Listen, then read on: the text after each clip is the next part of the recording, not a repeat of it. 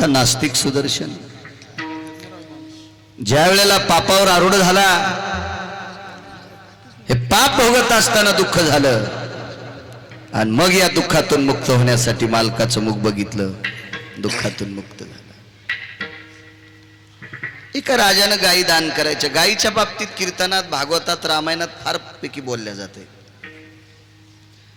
पण गायीवर जो बोलतो खालच्यांनी पटकन चिठ्ठी पाठवायची, तुमच्याकडे गायी किती येतात. हवा जाईन कीर्तनात त्याची हवा. उपदेश कोणालाही करता येतो काका, चांगलं कोणालाही सांगता येते, करायला लय जड जाते. गायी पाळा, गायी पाळा. खपक्या पाकिटाने तू 2-3 काऊन पाळी ना. ह्याच पाकिटावर वैरण टाकणं त्याला लोकायला सांगतोय.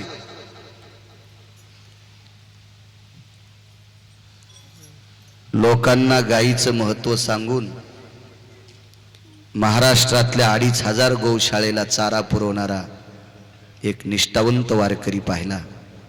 त्या वारकऱ्याचं नाव आहे संजय महाराज पाचपोर.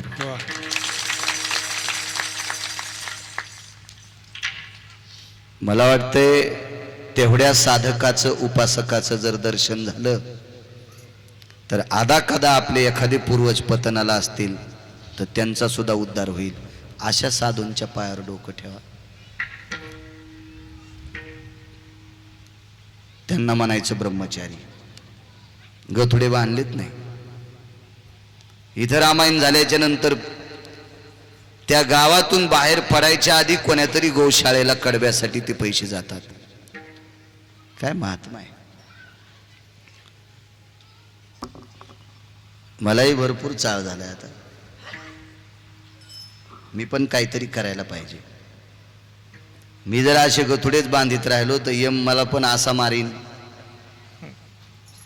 तुम्हाला पण नाही सोडणार. आमच्यावर घेतलेलं हसतात तुम्ही.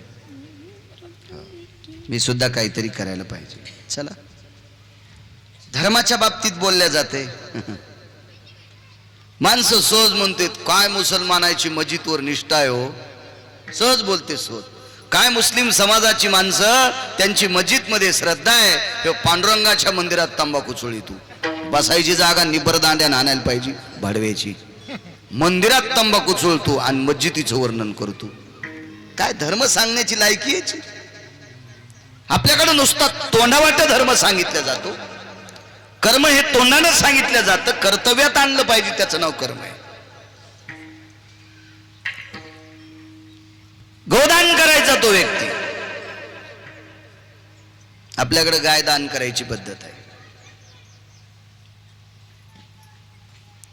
मी 27 वर्षापूर्वी कर्मकांड करत होतो. पूजापाठ, सत्यनारायण वगैरे करायचो. आता करत नाही. आता कोणी फोनही करू नका. आता नाही करत. एका माणसाच्या मुलीच्या 3ऱ्या मुलीचं लग्न होतं. 2 मुलीचं झालं आणि 3ऱ्या मुलीचं लग्न होतं.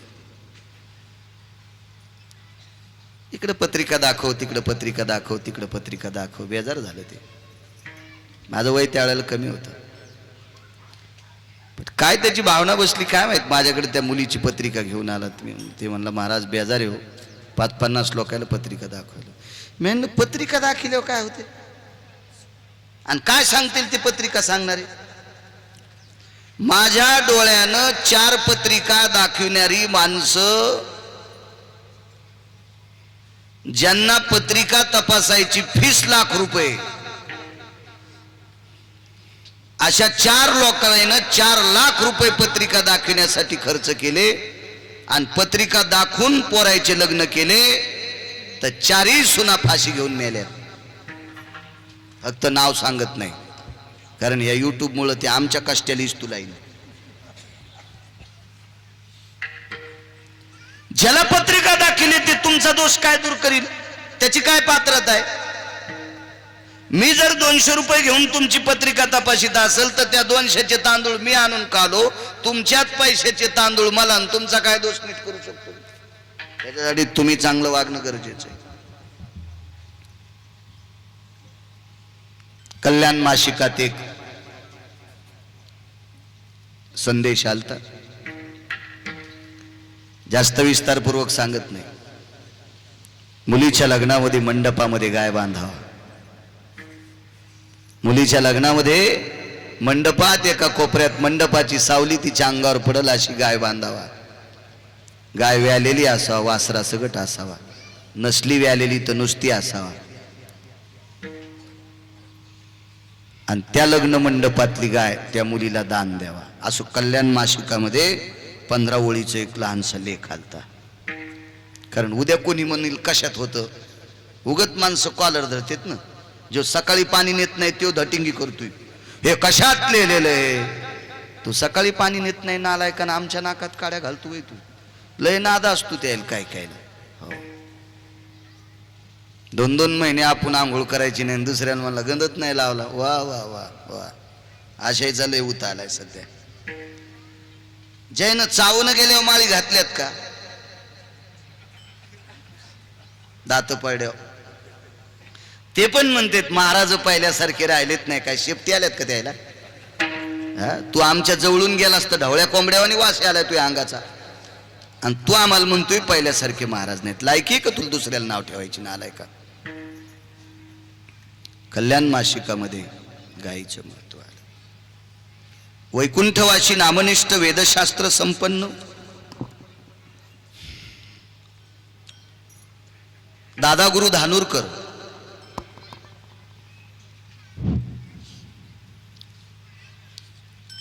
त्यांनी गोड प्रसंग मुळी उतरण्याचा सांगितला. काही काही गोष्टी सिद्ध असतात. अधिकारी लोकांना ते बघा, त्यांना ते कळत आहे, त्यांना ती तात्विकता माहिती आहे, त्यांना ती सात्विकता माहिती आहे, त्यांना ते ज्ञान आहे, त्यांना ते अभ्यास आहे. कोणी दुकानं टाकीन, त्या दुकानाला किंमत नसती काका, त्याला ती लायकी लागते, तो अधिकार लागतो. आमच्याकडे दादागुरु धानोरकर फार मोठी व्यक्ती होऊन गेली. 2 वर्ष झालं ती जात राहिली. माझी त्यांच्यावर फार निष्ठा. मला ती फार मानायचे. मला म्हणायचे तुम्ही सरस्वतीचे उपासक आहात. चांगला आशीर्वाद असायचा मला त्यांचा. फार अभ्यास होते, फार अभ्यास. अशा लोकांकडे काही काही दाखवा होत राहील. तसं तर वारकरी संप्रदाय अशुभ ते शुभ होनी टाके, कोण पाहे तयाकडे वीर विठ्ठलाचे गाढे. या संप्रदायामध्ये या नामाच्या साधनानं अशुभ सुद्धा शुभ होऊन टाकते. इतकी ताकद या वारकरी संप्रदायात. चला, गाई दान करायचा तो राजा. उदाहरण क्रमांक 2 सांगतो, दुःखाची निवृत्ती. तुम्हाला विद्याधराचं सांगितलं, सुदर्शनाचं. एका व्यक्तीला गाय दिली सोपन काका. गाय त्यानं घरी नेली. ती घरी नेल्याच्या नंतर गाय बांधता नाही आली. वयस्कर माणसं सोडून जीनच्या पॅन्टीवाल्याला विचारतोय, अंगुल गाठ कोणाकोणाला मारता येते. अंगुल गाठ इथून सुरुवात आहे आपली. सरस फासा, चाऱ्याचा फासा, दुबाळक्यातला फासा. डोक्याच्या वरून जात असेल जीनच्या पॅन्टीवाल्याचे. मी धोत्रामुळं म्हातारा दिसतोय, वयस्कर नाही मी. 41 रनिंग आहे माझं. हे काय होतं माहितीये का, जिनच्या पॅन्टीवाल्यांनो आपल्या बाप दादाला हे सगळं कळत होतं, याची जाण होती. म्हणून आपल्याला खाण्यासाठी आहे ना जमिनी टिकून ठेवल्यात. आपल्याला कोणतेच फाशे कळणत. म्हणून बायकोच्या फॅरंदवलीसाठी उसाचं ढेलं इकायला सुंबळ्या. पात्रता नाही राहिली, योग्यता नाही राहिली, मर्यादा सोडून दिली ना. लक्षात असलं पाहिजे आपलं जुनं. जोपर्यंत आपण जुन्यावर येत नाहीत, कालच्या कोरोनानं आपल्याला दाखवून दिलं, आता जुन्यावर या. 1,18,00,000ची गाडी काका एका माणसाची, त्याच्या गाडीत खापराची बिस्लरी होती. 1,18,00,000ची गाडी आणि बिस्लरी खापराची. मी म्हणलं काव. नाही म्हणले महाराज, आता प्लॅस्टिक मधलं पाणी प्यायचं नाही. 1,18,00,000ची गाडी. एका श्रीमंत माणसाच्या घरी गेलो हैदराबादला कीर्तनाला. किशनगुडा नावाचा एरिया आहे, कीर्तनाला गेलो. तिथं मोठं घर असेल त्या माणसाचं, 1-1.5 कोटी रुपयाचं, त्याच्यापेक्षा जास्त असेल काय आपल्याला तरी. त्या माणसाच्या घरातली सगळी पात्र खापराची होती. तवा खापराचा, कुकर नव्हतं त्या माणसाकडं. वरण गाडग्यातच शिजिलं होता, गॅस पण गाडग्यातच शिजिलं. मी म्हणलं असं का? ते म्हणले नाही, 10 वर्ष झालं आमच्या इथं कुठल्याही धातूच्या पात्रात स्वयंपाक केला जात नाही. बाहेर गेलो तोच खाण्यात येईल, घरी खात नाहीत. आले का नाही जुन्या माणसं? आपले बाप दादे पहाटे सकाळी येडा करायला जात होते शेतात. 2 गोष्टी कळत होत्या.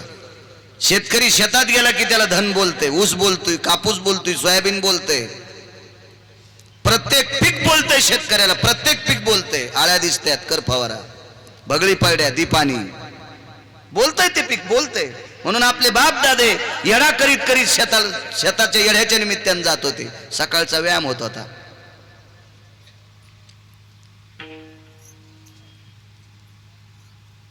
धुण्याला बाई, भांड्याला बाई, स्वयंपाकाला बाई, खाऊ घालायला बाई, खाऊ घालायला नसती वाटते. ह्या सगळ्या कामाला बाया.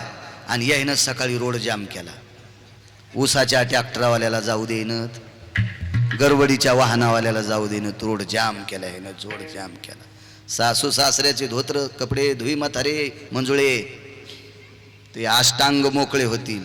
2च तोंडन खिचडीन बोंड, कवडीचं काम करीनं. म्हातारी हाकलून दिली, त्याची जमीन घेतली, तुपात बुडून चपात्या खाली, झोपीत भिताड पडून तू अंगाव, झोपीत झोपीत झोपीत.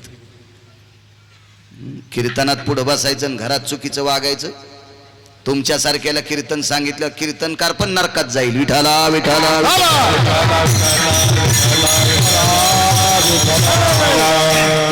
चांगलं वागणं हा सर्वात मोठं भजन आहे. घरात चांगलं वागणं सर्वात मोठं भागवत आहे, सर्वात मोठं कीर्तन आहे. आपण घरात चुकीची कामं करतो आणि बाहेर देखावा. काही कायला देखाव्याचा लय नाद. आमची इथली एक बाई शेजारीन सगळ्या झाडाची फुलं वरबडायची शेजारीन उठायच्या आधीच आणि महादेवाच्या अंगावर व्हायची. बघा ना महाराज कसा महादेव सजलास. मी म्हणलं बुटं टाकलीस महादेवाच्या अंगावर, भयान असं ओपत का? आणि मी म्हणलं चोरून फुलं आणल्या, ते फुलं असतात का? लावबर महाराज महादेवाच्या पिंडीला कान, काय सांगतेत महादेव तर 3 पिंडीला कान लावले. ते म्हणलं पापीनी पुन्हा नको अशा चपला आणू. मी सांगितलं बोलो तू महादेव. असा कुठं परमार्थ असतो? दुसऱ्यानं पाणी घालायचं, यान फुलं चोरायचे व्हायचे. व्यवहारात चांगलं वागणं हे सर्वात मोठं परमार्थ आहे. आमच्या लोकांना वागावं चांगलं. कमी वाजीत आले असतील बोललो बुवा चालेल, गणेश बुवा. कमी श्लोक पाठ असले बाळ्या तुला चालेल, कमी अंतरे पाठ असतील यांना चालेल. पण स्वतःची बायको सोडून जितक्या बायका भेटतील तितक्याला मायन बहीण म्हण. त्याच्यासारखा महाराजच नाही दुसरा जगात कुठला. तो 1 नंबरचा महाराज, 1 नंबरचा महाराज. वागणं हा सर्वात मोठा परमार्थ आहे आपल्याकडे. देखावा नाही, देखावा नाही. लय काय कायला ना माणसं दिसले की रामकृष्ण हरीना, अंधारात दुसऱ्याच्या कान्या चोरी, साखळ्या म्हशीच्या गाईच्या कान्या साखळ्या बागलात. मेल्यावर ट्रॅक्टरची ट्रॉली भर कान्याच गवसाले घरात. काही चोरूननी, आऊत खोडं चोरूननी, कोणाचे जू चोरूननी, कोणाचे कोळपे चोरूननी. काय काय नालायकपणा. आणि माणसं दिसले की रामकृष्ण. कसा कसा यम हानील रे बाप्पा. यमाला पण कळणार नाही कुठं कुठं हाणावं म्हणून. वागणं महत्वाचं आहे. नाही बांधता आली काय, कुठं बांधता येत असती सगळ्याला काय. एडवाकडा असं हे केलं, गाय वापस आली. जनावर किती हुशार आहे सांगू का तुम्हाला. एका गल्लीतून आम्हाला कधी कधी शहरातून जायचं काम पडते, तर वापस येताना पुन्हा त्या यजमानाला म्हणतो गावाच्या बाहेर नेऊन सोड गडी, गल्ल्या काही लक्षात राहत नाही. आणि ते मॅप कोणीकडे नेऊन घाली तू त्या गाडीवरचा असतो ना ते मॅप. एखाद्या वेळेस खरं बी नाही, एखाद्या वेळेस इकून तिकून कोणीकडं तिथली तिथंच फिरी रान बोलू लागल्यावर. पण जनावर तुम्ही इथून परभणीला चलित न्या, तुमच्या आंतरवालीमधून बैल परभणीला चलत न्या बाजारात, आणि परभणीतल्या बाजारात बैल सोडून द्या. रस्त्यानं जर कोणी नाही बैल धरला तर बरोबर आंतरवालीला बैल येतोय. इतकं जनावर हुशार. आता तुम्ही टेम्पो फॅम्पूत नेताल ती भाग सोडून द्या. आता तर काय विषय, आता तर वाहनच झाली. तर इतका बैल हुशार. याच्या पलीकडे सांगू का. संध्याकाळी तुमच्या गाईनं बैलानं दावत तोडावा, कोणाची मका खावा, पण शेणाला दुधाला घरी येते. बरोबर खोट्यावर येते ते. माणसं बी येतात ना घरी, पण उतरल्यावर माणसं येत नाही कोण म्हणते, उतरल्यावर येते. कोणी बुट हरपून येते, कोणी बाजार हरपून येते. लय नालायक काही काही, बापरे बापरे, लय लय लय सीमा नाही येते. गाय पुन्हा राजाच्या घरी आली. त्या राजाचं नाव होतं नृग नावाचा राजा. नृगाती नामनेन धेनु भयाना दात्र व्यतीतायाम यत पूर्णोति भयाना. अत्यंत धेनु दातृत्वात प्रवीण राजा होता. खूप गाई दान करायचा तो. गाय परत आली. दुसऱ्या दिवशी एक जण आलं, ते म्हणलं आम्हाला गाय पाहिजे, घेऊन जा. तीच गाय देत आली. पण पहिल्या दिवशी दिलेलं गाय पाहता आलं, रस्त्यात हे भेटलं. झाल्यानं दोघायच्या कळवंडी. इकत दोघांनी घेतली नव्हती, पहिल्यानं नाही यानं नाही. बरं, ज्याच्याकडे लाखो गायी आहेत त्याला काय कळालं ही गाय काल दान दिली ती म्हणून. ते म्हणलं मला काल दान दिली, हे म्हणलं मला आज दिली. मग तुला काल दिली तर इथं कस काय आली, सुटून आली म्हणले. समजून घ्यायला पाहिजे होतं. दोघं राजाकडे गेले. राजानं पहिल्याला सांगितलं ही गाय आजच्याला राहू द्या, तुम्हाला 10 देतो. ते म्हणला लाख दिल्या तरी नको, मला हीच पाहिजे. आजच्याला सांगितलं राज्य सगळं देऊन टाकतो, ही गाय कालच्याला द्या. ते म्हणला राज्य चुलीत जाऊ दे, मला हीच गाय पाहिजे. दोघांच्या वादात शाप. ते जरा तपस्वी होते दोघं बी. आपल्या शापानं काय होणार आहे. राजाला शाप दिला आणि राजा सरडा झाला. किती नालायकपणाचं टोक मला सांगा ना तुम्ही. स्वतःची संपत्ती अशी वापरीत असतात का. देवाने 1 कोटीची गाडी बसायला द्यावा काका. देवाने 1 कोटीची गाडी बसायला द्यावा. पाऊस सुरू असावा, रस्त्याला खड्डे असावा, खड्ड्यात पाणी असावा, रस्त्याच्या कडीनं शेतकरी राजा घरी जात असावा आणि 1 कोटीच्या गाडीत बसलेल्यानं ड्रायव्हरला सांगावा आपल्या टायरनं उडालेलं पाणी शेतकऱ्याच्या अंगावर जाता कामा नाही. या खड्ड्यात टायर गेल्याच्या नंतर टायरनं उडालेलं पाणी रस्त्यानं पायी चालणाऱ्याच्या अंगावर जाता कामा नये. असा जर 1 कोटीच्या गाडीत बसलेला जपत असेल तर भगवंत त्याला 6 कोटीच्या चॉपर मध्ये बसील. तो दयाळू आहे. चांगलं वागायला पाहिजे, चांगलं वागायला पाहिजे. अहो तुमच्याकडे तपश्चर्या ही लोकांना शाप देण्यासाठी, गायदान करणाऱ्या राजाला सरड्या करण्यासाठी. हे दोघं जण पुढे काय झाले हे दुसऱ्या पुराणात बघा. कारण सगळ्या गोळ्या एक खट्या घेतल्यावर रिॲक्शन येत असते. पुन्हा कधी प्रसंग आल्या होत्या दोघांचे सांगू. पण राजा हा सरड्याच्या येवणीत आला. दुःख झालं राजाला. काय गाय दान करणार ते का तुमच्या आमच्यासारखं. आमची ते एक म्हातारं मरच ना. म्हातारं मरण म्हणल्यावर मग या जुन्या बायका असतात ना मोठ्याल्या कुखावाल्या, जुन्या सांगायला टिकल्यावाल्याला काय कळणार आहे जुन्या बायका. मग एखादं म्हातारं मरत नसल्या बाया काय म्हणतात, माया बाजाच्या खाली उतरा, त्याचा जीव सुंबात गुतलाय. ते आडे असतात ना सुंबाला. मग सुंबाच्या आड्यामुळे जर माणसं मेले नसते तर पैशावाले ते फिरताना पण बाजावर फिरले असते. एसटीत बाजा, टरकात बाजा, विमानात पण बाजात टाकले असते. आपल्याला मरायचंच नाही म्हणले असते. असं कुठं असतं हे. आमची इथली ती बाई म्हणली माय हे मरच नत. यायच्या हातानं ज्वारीत हात खूप सांगतात की द्या बरं महाराजाला 4 पायल्या ज्वारी. तर त्यासोबत त्याला बोलता येत नव्हतं. मग टोपला असं भरलं 4 पायल्याचं, मस्त 40 किलो ज्वारी त्याच्यामध्ये. महाराजाला द्यायची, त्यानं हात बागलात त्याला. महिनाभर पुरती म्हणली सगळ्या घराला ज्वारीन द्याले तुम्ही बाळ्याला. हात बागलात नाही दिली ते. ती घरधनीन बाई म्हणली माय काकू आमचे दादा महाराजाला ज्वारी 40 किलो द्यायची म्हणली की बगलात हात घातला. ते नाही म्हणले. बरं त्याच्या नावानं एक गाय दान द्या. काय म्हणायची ती ऐकू येत होतं थोडं थोडं. तुमच्या हातानं गाय द्यायची, मला कोठ्यात घ्या म्हणलं. मनानं द्यात गाय 100-200 होत्या कोठ्यात. आणि मग हे म्हाताऱ्याची बाज कोठ्यात नेली. त्यानं सगळ्या अशा गायी पडल्या पाहिल्या. कोपऱ्यातली देऊन टाका म्हणले बाळू महाराजाला काय कोपऱ्यातली. मग ती कोपऱ्यातली गाय मला दिली. गाय चांगली होती. आम्हा गांधीजन हॅलो अंतरिका मेला नारायण याच्यातलेच एक कडवं आहे. आम्ही जना भ्यावे तरी कानला जे देवे. आम्ही लोकायला भ्यावन याची लाज तुला वाटत नाही, पण हे कोणी म्हणायचं पाकिट घेणार आहे ना. नाही काका आमची पात्रता नाही. ज्यांनी बुक्क्याचा सुद्धा कानकोंडा नाही. हार तर लांब सोडून द्या, बुक्क्याचा सुद्धा कानकोंडा नाही. अहोरात्र भजन केलं, या साधूंनी देवावर ही सत्ता गाजवायची. आम्ही खपक्या पाकिट घेतो ना देवाला म्हणतो तू आमच्यासाठी कुठं लपला, तर ते अशा काठीनं मारीन, इंचभर जागा पण ठेवणार नाही, इंचभर इतकं लाल करीन, इतकं लाल. आमच्यावर घेतलेलं हसतात तुम्ही एकनाथ महाराजाचे चुलते आहेत का? तुमचे चेहरे पाहिल्या पाहिल्या कळत किती बांध कोरितात. विठाला विठाला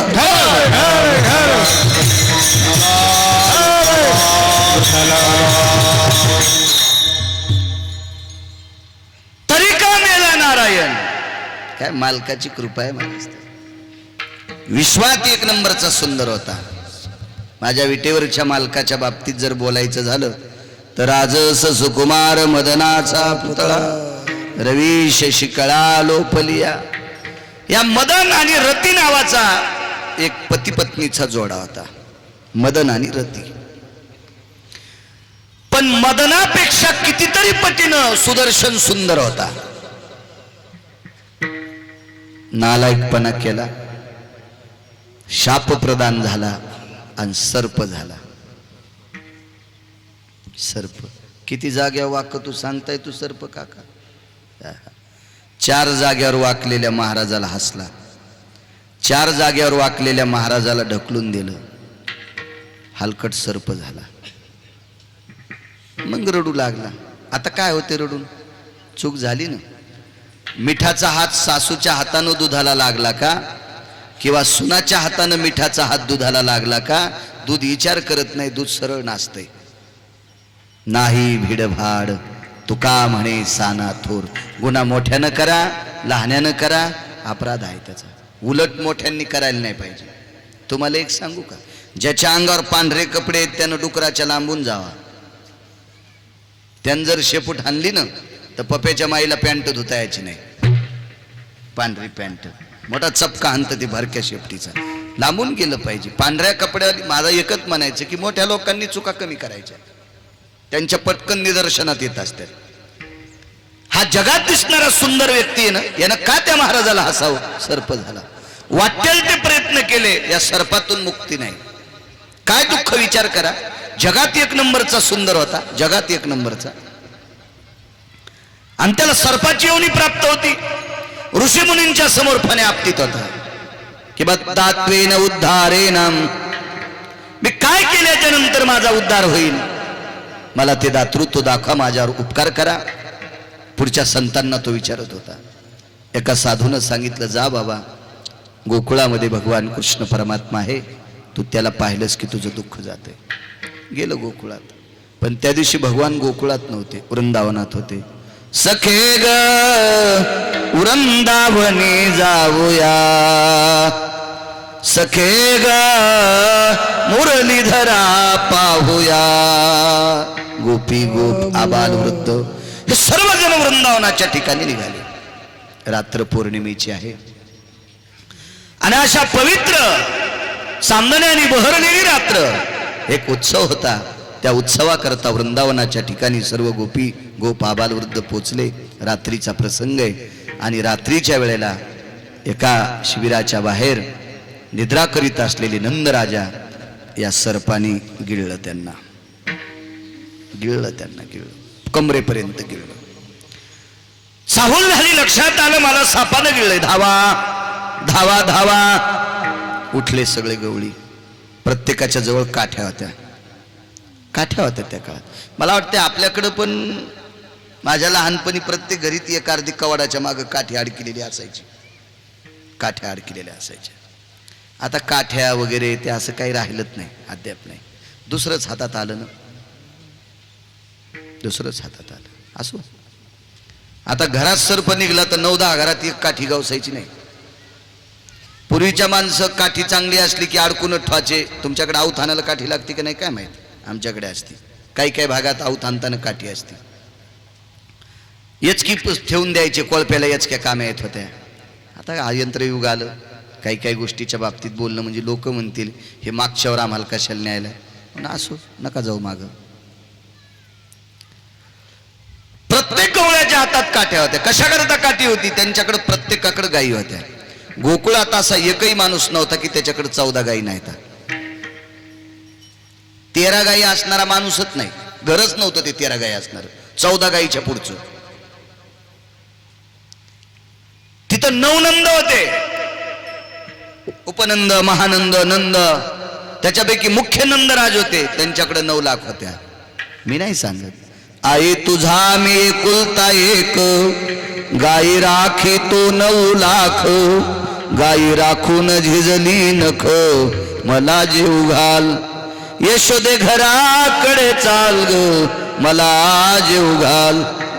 9 लाख गाई नंदराजाकडे. का नसतील काठ्या? काठ्या होत्या. कितीतरी गवळ्यांनी त्या सर्पाला काठ्या मारल्या, पण ते बेट मरच ना. ते शापित सर्प होता ना. शापामुळे माणसाचा सर्प झालेला होता तो. दादांच्या कानावर वार्ता गेली. दादा धावत पळायले. पळा पळा पळा पळा पळा पळा. बाजूला कृष्ण कन्हैया होते. कन्हैया पळ रे, बाबांना सापाने गिळले.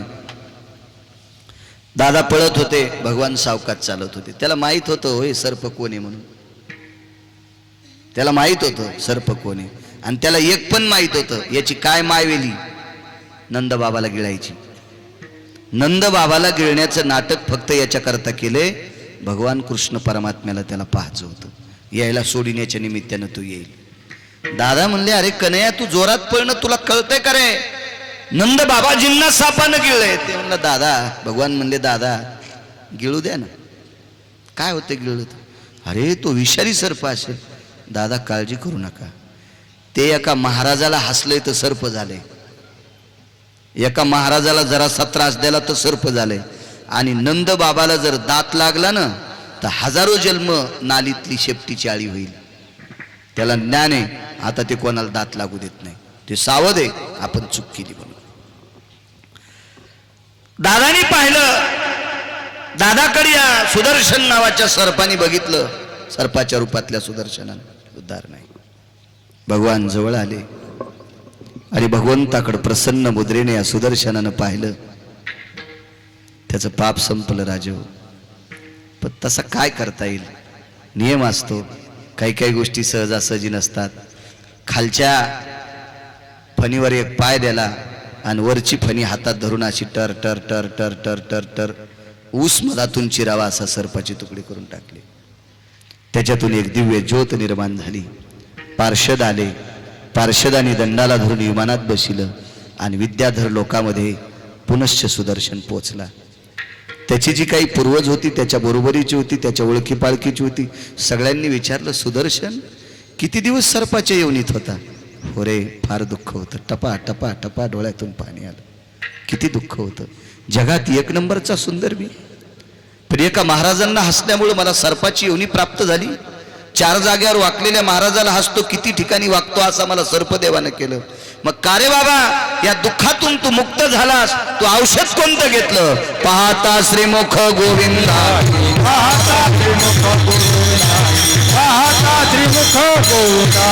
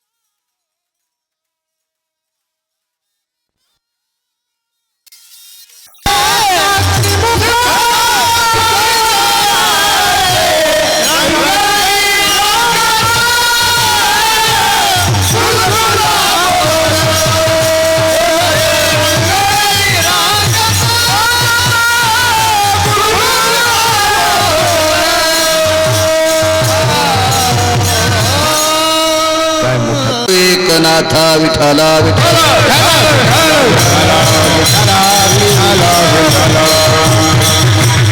दुःखाची निवृत्ती सुखाचे ते सुख पाहता श्रीमुख गोविंदाचे रंग निरांगत गुलगुला बोलता सुर रुळत चरणतळी प्रस्तुत प्राप्त प्रसंग निवडलेला अभंग विश्वमान्य विश्वभूषण विश्व प्रिय श्रीमंत विठाला विठाला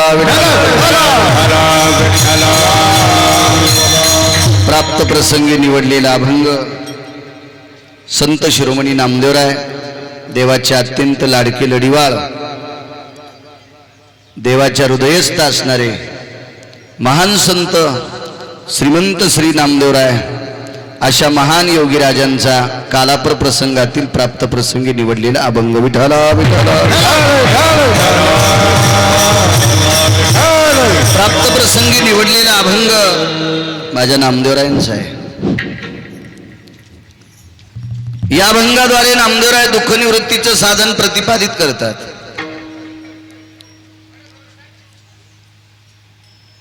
पेटीवाले अलीकडे सरका त्या कोपऱ्यातली इथं काय बॉम्ब पडतो का मागच्याला जागा नाही. सरका पुढं सरका म्हणल्यावर माग बघतीत माग काय मंत्री येतो का.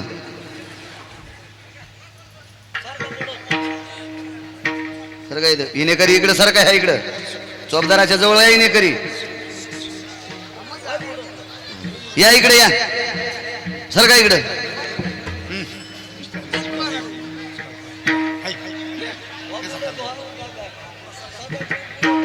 बसा बसा इथं बसा त्या इनेकऱ्याच्या जवळ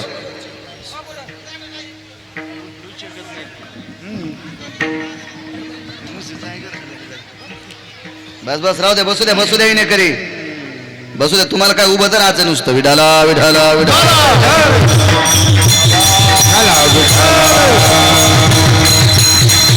या अभंगाद्वारे नामदेवराय दुःख निवारणाचं साधन सांगतात. विश्वाच्या पाठीवर दुःख निवारणाची साधनं फार आहेत पण ती सगळ्याला पेलवणारी नसतील.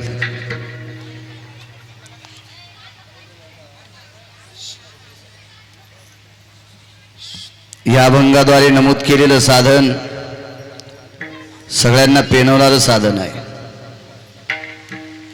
त्या मालकाचं मुख बघितलं भगवान कृष्ण परमात्म्याचं गोविंदाचं मुख बघितलं पंढरपुरातल्या मालकाचं मुख बघितलं की दुःख जात आहे.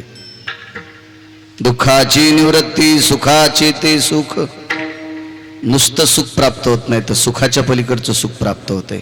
कशानं पाहता श्रीमुख गोविंदाचे त्या भगवंताचं मुख पाहिल्यावर दुःख जाते. काय नाविन्य असेल त्या मुखात काय सात्विकता असेल. पेटी बंद करा.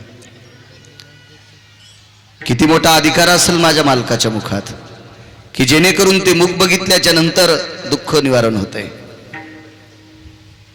बाकीची काही साधनं असतील औषधं असतील गोळ्या असतील चाटण असेल प्राशन असेल नाना प्रकारच्या जोत्या वैद्यानुसार दिलेली औषधं असतात.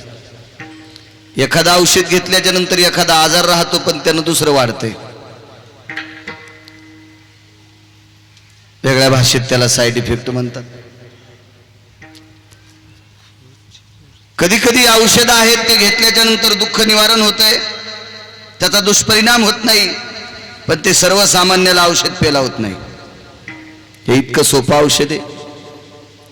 हे औषध घेण्यासाठी जात धर्म पंथ गरीब श्रीमंत लहान मोठा काही सांगितलं नाही. कोणी शुद्धांत करण्याने त्याचं मुख बघायचं दुःख जात आहे. ते मुख इतकं साजरे इतकं साजरे इतकं साजरे तुम्हा आम्हाला सुख होईल नवल नाही. ज्ञानाचे सागर माऊली महावैष्णव ज्ञानोबराय माझ्या आळंदीतल्या मालकांना भाषा 56 येत होत्या. 56 भाषेचा केलाशे गौरव फार मोठी ताक.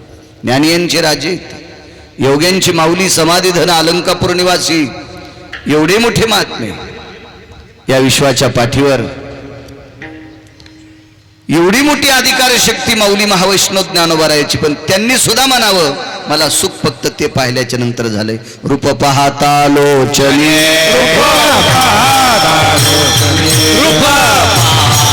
लोचने रूप पाहता लोचने सुख झाले हो साजनी सुख झाले हो साजनी झाले हो साजनी सुख झाले हो साजनी सुख झाले हो साजनी सुख झाले हो साजनी रूप पाहता लोचनी सुख झाले हो साजनी.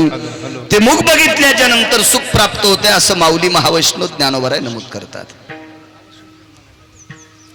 पाहता श्रीमुख सुखावले सुख डोळ्याची भूक नवजे माझ्या डोळ्याची भूक नवजे माझ्या डोळ्याची भूक नवजे माझ्या डोळ्याची भूक हे पाहता श्रीमुख सुखावले सुख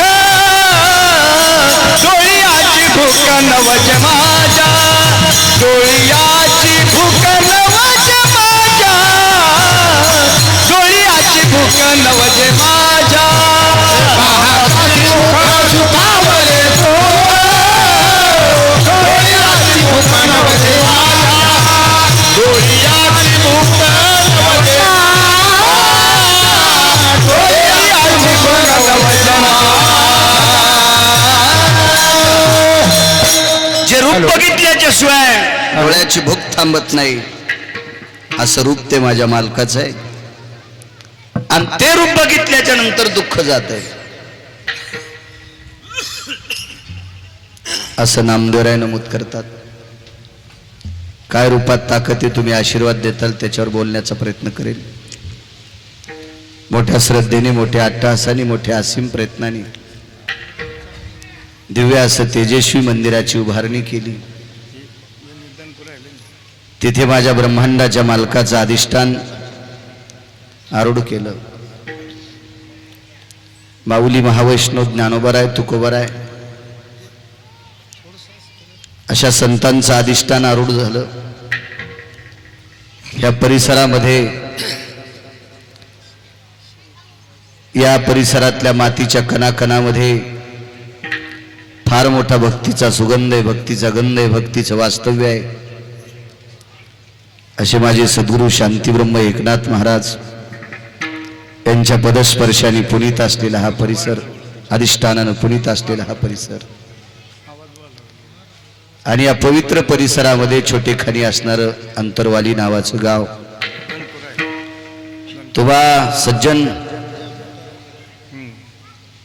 भाविकांनी हा नामयज्ञ ज्ञानयज्ञ माझ्या ज्ञानोबराय तुकोबरायच्या नामाची पताका तुम्ही गेल्या 8 दिवसापासनं उभारलेली आहे. अंतरवाली ग्रामस्थांना जेवढ्या आडनावाची मंडळी असतील तेवढ्यांना मनपूर्वक प्रणाम करतोय. तारखीच्या संदर्भामध्ये सोपान काका डोरकुल संपर्क करत होते, चर्मनाई संपर्क करायचे. बऱ्याच वेळेस सकाळपासून 2-3 फोन आले त्यांचे, येतील एखाद वेळेस. काकांनाही धन्यवाद. आपला अमूल्य वेळ खर्च करून आलेली तुम्ही श्रोते जनार्दन तुमच्या चरणी माझ्या आळंदीतल्या मालकांच्या हुकुक्तीनुसार तुमच्या चरणी साष्टांग प्रणिपात करतोय. मृदंगाचार्य लोहू महाराज असतील, मृदंगाचार्य गणेश महाराज असतील, मृदंगाचार्य घुंगरड आपलं गायनाचार्य हरिभक्तीपरायण घुंगरड महाराज असतील, गायनाचार्य हरिभक्तीपरायण खरात महाराज असतील, आदी करून ही बाकीची सर्व मंडळी तुळशीवाल्या ताईसाहेबापासून तर इथपर्यंत सर्व मस्तक माझा पायावरी वारकरी संतांच्या या पवित्र अधिष्ठानाच्या चरणी साष्टांग प्रणिपात करतो. सद्गुरू शांतीब्रह्म नाथबाबांच्या चरणी नतमस्तक होतो आणि माझ्या अभंगावर येतोय दुःखाची निवृत्ती सुखाचे ते सुख. त्या मालकाचं मुख बघितलं की दुःख जातं सज्जनांना. फार मोठी शक्ती आहे त्या मुखात. एक जण म्हणला, महाराज मला पंढरपूरला जाण्यासाठी तिकिटाला पैसे नाहीत.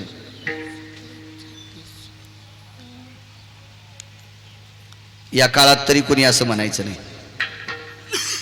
आणि जर खरोखरच एखाद्याकडे पंढरपूरला जाण्यासाठी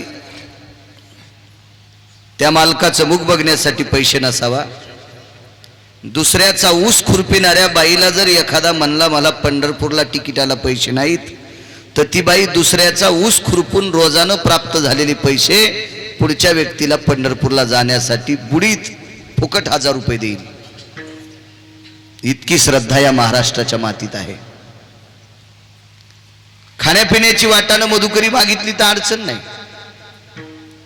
पंढरपुरात जायचं असेल तर पैशाची सुद्धा अडचण नाही, कोणी देईल. नास्तिक माणूस सुद्धा म्हणेल बाबा मला पंढरपूरला जायला भेटत नाही, तू चालला ना, या बाय 1000 रुपये तिकिटाला तुला घेऊन जाय, माझे वापस देऊ नको.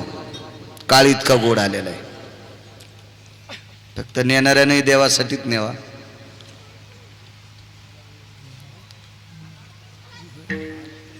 अत्यंत सोपं आणि सुलभ औषध आहे. ते मुख बघितलं की दुःख जातं, पण नाही पाव वाटत माणसाला. ते जे बघू नये ती माणसं बघत राहणार. रोज सकाळी असं एवढं दिव्य तेजस्वी मंदिर केलंय. सकाळी स्नान आटपल्याच्या नंतर आपल्याला कुठली कामं असतील त्या कामाला जायच्या अगोदर जर या मालकाचे पाय पाहिले आणि या विटेवरच्या मालकाचं मुख बघितलं तर दिवसभरातला दिवस आपला पूर्ण प्रसन्नपणात जाईल. एवढी मोठी शक्ती त्या मुखात आहे. आपण नाही बघत, आपल्याला वेळ नाही. तो वेळ नाही. तुम्ही आणि मी तुम्हाला एकट्याला म्हणत नाही. आपण किती हरामखोर आहेत. वाक्य थोडं कठीण वापरले, माफी मागणार नाही. वाक्य थोडं कठीण वापरले. आपण इतके हरामखोर आहोत, त्याच्यात मी सुद्धा आलो. शासनाची आपण लाईट वापरतो, जर आपण बिल नाही भरलं तर कनेक्शन मीटरचं कनेक्शन कट करण्यासाठी तो व्यक्ती येते. आपण गयावया करतो, अरे पुढच्या आठवड्यात माझ्या मुलीचं लग्न आहे, माझ्या मुलाचं लग्न आहे, आमच्याकडे साखरपुडा आहे, आमच्याकडे वास्तुशांती आहे, आमच्याकडे बारसं आहे, आमच्याकडे आमका कार्यक्रम आहे. तू काही म्हण, या बाई 2000 रुपये घे, पण आता हे नंतर बिल भरू, पण तू डिस्कनेक्शन करू नको. हात जोडायची वेळ येते. तो हेल्पर 7 बाई असतो. किती नालायक आहेत आपण, ज्याचं आयुष्यभर आपल्याला बिल आलं नाही, ज्याचा एक दिवस जर उदय नाही झाला तर विश्वातली पूर्ण दळणवळण क्रिया बंद पडेल. तरी आपण श्रद्धेनं पहाटे स्नान झाल्यावर पूर्वेकडे तोंड करून नमस्कार करत नाहीत. किती नालायक आहेत आपण. मी पण बरं त्याच्यात, मी पण साधू संतांनी सांगितलेली प्रमाणे आपण मान्य करत नाही. याच्याकरता आपण दुःखाच्या थारोळ्यात पडतोय. सुलभ सोपं साधने पाहता श्रीमुख गोविंदाचे. कृपया एक विनंती करतोय कार्यकर्त्यांना, आता जे जिथं बसेल त्यांना बसू द्या. बसत असते. आता इथं कोणी जरी आलं तर जागा शिल्लक आणता येत नाही. मला आणता आली असती, मी 2 एकर जमीन आणली असती येताना, पण आणता येत नाही. तुम्हाला बी नाही, मलाही आणता येत नाही. विठाला विठाला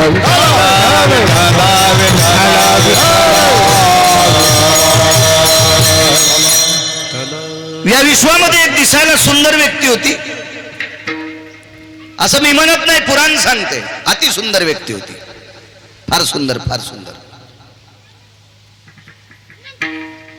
त्याच्या सुंदरपणाला आग लागतो, इतका सुंदर होता. एरवी पुराणामध्ये महिला सुंदर दिसतात. 32 लक्षणी आहे, चंद्रानन आहे. ओ मप्रेलवाले तुम्ही खाली बसा, आता जाऊ दे, बसतात, बसा शांत. चंद्रानन आहे, चंद्रसाक्षी आहे, चंद्रनयन आहे. असे नाना प्रकारचे स्त्रियांचे वर्णन पुराणात आले. पुरुषाच्या बाबतीत नाही. पण पुराणामध्ये काही ठराविक पुरुषांचं सौंदर्य सुद्धा एका ठिकाणी वर्णन केलं. त्याच्यापैकी एक सुंदर व्यक्ती होता, त्याचं नाव होतं सुदर्शन. देवाचं मुख बघितल्या दुःख जातंय. सुदर्शन नाव आहे त्याचं. तो एका देवापैकी एक आहे. त्याला विद्याधर नावाचा देव म्हणतात. यक्ष किन्नर गंधर्व चारण विद्याधर, लोकपाळ दिग्पाळ चारवाच परमांस, हे 33 कोटी पुढचे असू दे. पण विद्याधर नावाची देवता, त्या विद्याधर देवतेपैकी हा एक आहे. त्याचं नाव आहे सुदर्शन. नाव सुदर्शन आहे, देवता विद्याधर आहे आणि अति सुंदर आहे असं पुराण सांगते, मी नाही. पण त्याला तो सुंदरपणाचा थोडासा गर्व झाला आणि मग दिव्यांग लोकांना तो हसू लागला. मूर्खपणाचं टोक आहे. देवानं आपल्याला इतके चांगले पाय दिलेत, तर आपण दिव्यांग व्यक्तीकडे बघितल्याच्या नंतर डोळे झाकून देवाला विनंती करायची, देवा काय कृपा केलीस रे, मला किती पाय चांगले दिलेस. दिव्यांग म्हणजे आता शासनानं दिव्यांग शब्द काढलाय. पूर्वी आपण त्याला लुळा, पांगळा, लंगडा असं म्हणत होतो. आता दिव्यांग म्हणायची पद्धत आहे. एखाद्या व्यक्तीला जर एकच पाय असेल आणि आपले पाय जर सुदृढ असतील तर आपण त्या व्यक्तीचा पाय बघितल्याच्या नंतर देवाला विनंती करावं, देवा काय कृपा केलीस रे माझ्यावर, मला किती पाय दणकट दिलेत रे. एखाद्या वेळेस 10 किलोमीटर मी सन सन सन सन सन सन चालत जाऊ शकतो रे. असे देवाचे उपकार मानायला पाहिजे. आपण ते न मानता त्या लंगड्या माणसाला बघून हसतो, हे मूर्खपणाचा कळत झाला. नाही हसायला पाहिजे. आपल्याला डोळे चांगले असतील, एखाद्या अंध व्यक्तीकडे बघून नाही हसायला पाहिजे. एखाद्या लोळ्या पांगळ्या व्यक्तीकडे बघून नाही हसायला पाहिजे, कारण त्याच्यासारखं पाप जगात दुसरं कुठलंच नाही.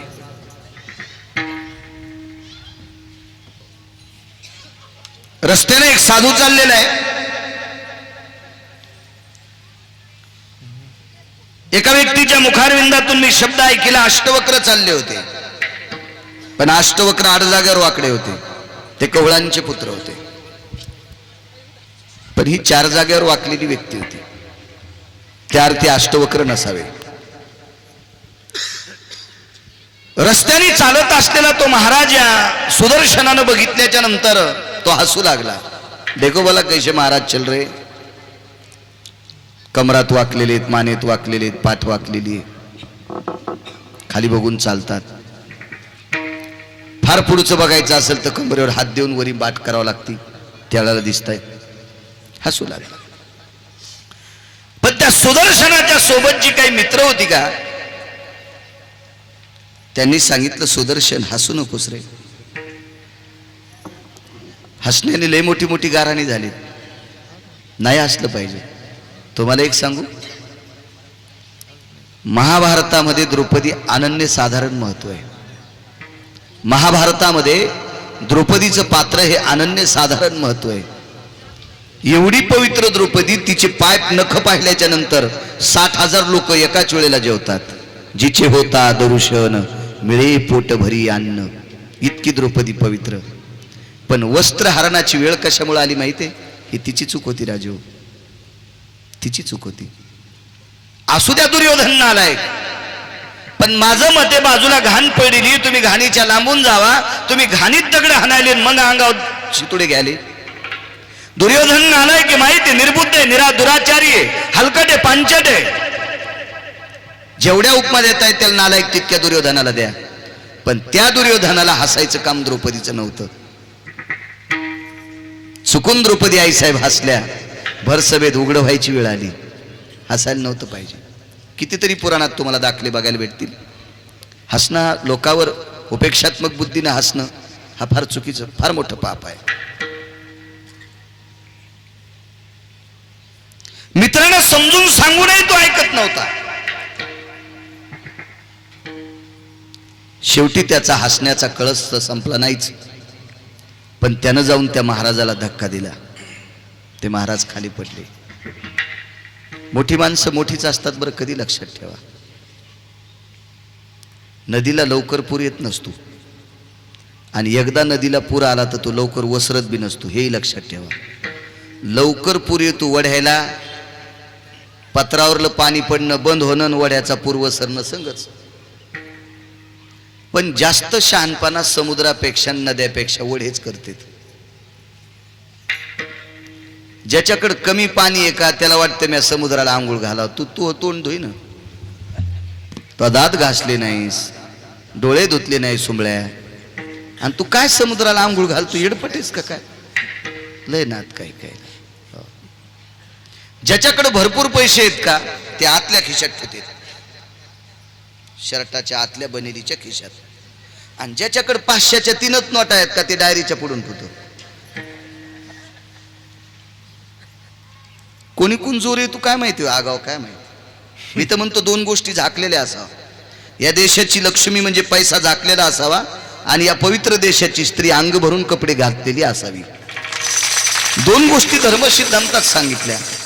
अरे अब्जानं रुपये ज्याच्याकडे आहेत ते आतल्या खिशात ठेवले तर तुझी बायको 7 भाईचा ऊस खुरपायली आणि त्या खुरपानाचे 1,500 आले आणि तू पुढे ठेवला आणि दुसऱ्याच्या मोटरसायकलवर बसला, मोटरसायकल वेगात गेली, वाऱ्यानं पैसे उसळले, मागच्या ब्रेकरवर पडले, आलं पैठ म्हणून थुतर घेऊन नुसतं कशाचा बाजार आणीन कालव्या गेले पैसे पडून. तिथं ठोत नसते रे सुमळ्या, पैसे झाकून ठेवले पाहिजे.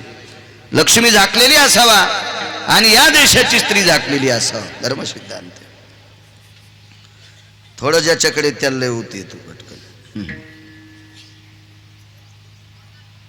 बऱ्याच गोष्टी सांगता येतील, चला आपण पुढे सरकू. मोठी माणसं मोठी असतात, तुम्ही अजून बी लक्षात घ्या. हत्तीच्या पायाचं वजन केलं तर त्याच्या वजनात, पायाच्या वजनात कुत्रे किती बसतील? वजन किती होते आपल्याला माहित नाही, कुत्र्याचं वजन सांगू शकतो. पण हत्तीचं चांगला हाडा असते, मोठा असते, निबरडग असते, त्याचा पाय जरी इथून इतका मोजला तर 7, 8, 9, 10 कुत्रे तर बसतील का नाही एका पायात. बरं कुत्र्यानं किती तोड्या त्याचं कातड दातात येईल? येत नाही, येत नाही. निबरडग कातड आहे त्या हत्तीचं.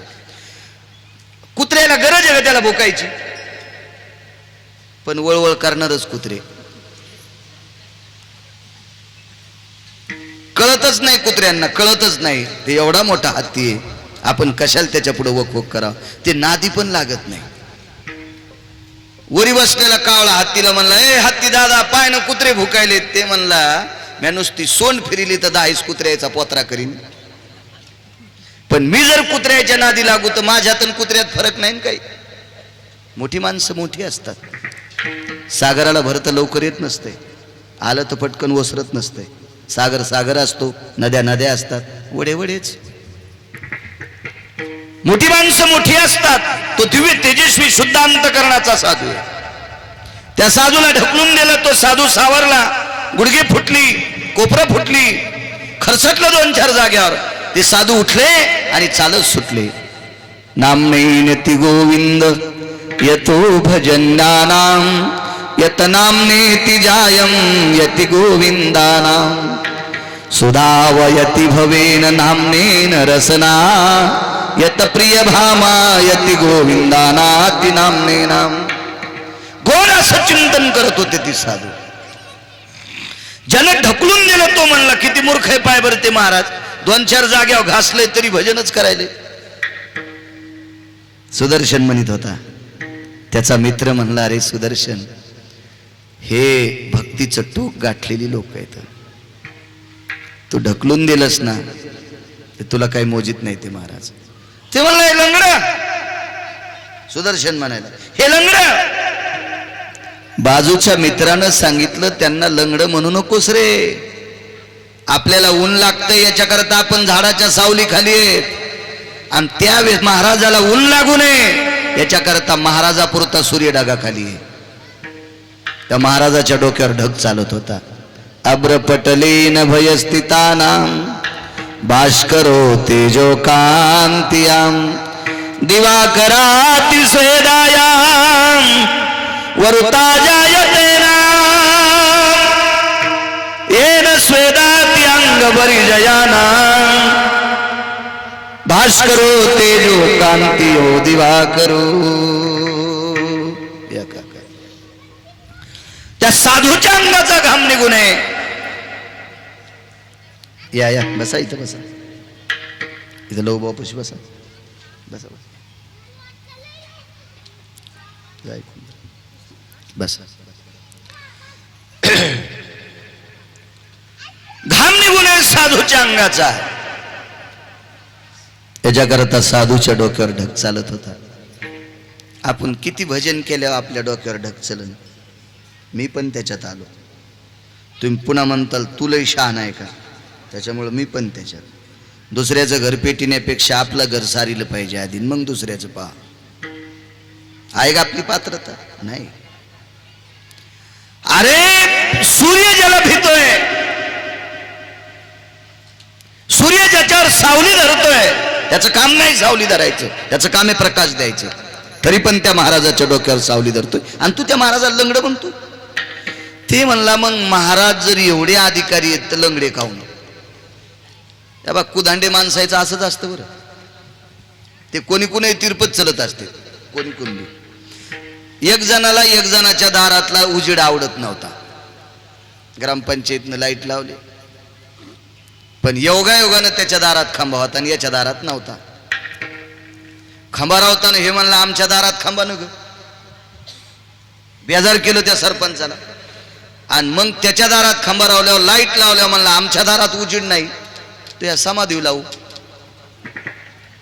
तो खांबा राहू दिला नाही सरपंचाला, तेव्हा तो दार आटू लागलं. आणि आता त्याच्या दारात खांबा रावला, लाईट लावला, म्हणला उजेड त्याच्या दारात कस काय. सगळे बटणं दाबल्यावर लाईट बंदच होईना. मागून दगड आणला त्यानं, लाईट फोडून टाकला. अशी नालायक माणसं नालायकच असतात. काही करा ते दोष काढतेच. एखाद्या, तुम्हाला एक सांगू का, आमच्याकडे माझ्या भाषेत सांगतोय, बाहेर जाग्या, बाहेर जाग्या म्हणजे घरचं खातच नाही. हे बाहेर जगे असतेत का, हे काही ना काही पदार्थाला नाव ठेवणार. वरण पातळच होतं. अरे बाप मेला तो पित्र घातली नाही, आणि तू बाहेरचं वरण पातळ म्हणायला होय. तुझ्या घरात 12 हात येऊ फिर तू. हा नाही नाही, नुकती जरा मोकळी झालीच नव्हती. कशी अडकली का घशात तुया. काहीतरी काहीतरी काहीतरी तेल जरा कमीच होतं. की ज्याला एखाद्याचं मोठेपण आवडत नाही का, एखाद्याची प्रतिष्ठा आवडत नाही का, एखाद्याचं नाविन्य आवडत नाही का, त्या शिक्काण्यात चाटू फिरले आणि कोणीकडे फिरत असतील पळीवानी कोणीकडे. तसा हा सुदर्शन होता. एवढं मित्रांना सांगूनही ऐकत नव्हता. शेवटी त्यानं पुन्हा एकदा ढकललं दुसऱ्यांदा. तरी पण साधू काही म्हटलेत नाही. मोठी मोठी असतात, हत्ती कुत्रीच्या नादी लागत नसतात, कधी लक्षात ठेवा. साधू काहीच म्हणत नाही. पुन्हा ह्या नालायक सुदर्शनानं तिसऱ्यांदा ढकललं. पाहता श्रीमुख गोविंदाच्या त्या भगवंताचं मुख बघितलं की दुःख जाते. तिसऱ्यांदा ढकललं. तिसऱ्यांदा ढकलल्याच्या नंतर बऱ्यापैकी अंगाला लागलं होतं. साधू उठला. तो महात्मा आहे, तो योगी आहे, तो जपी आहे, तो तपी आहे, तो अनुरागी आहे. तो फार सात्विक पदावर आरूढ असलेला महात्मा आहे. डोळे झाकले आणि शाप नाही दिला. विटेवरच्या मालकाचं भजन करणारा महात्मा. त्या महात्म्यानं सांगितलं, देवा आम्ही तुझं भजन करतो, आणि आम्ही तुझं भजन करत असताना आम्हाला जर हलकट माणसं त्रास देत असतील तर तू आमच्यासाठी मेलास का. आम्हा गांजी जन, आम्हा गांजी जन,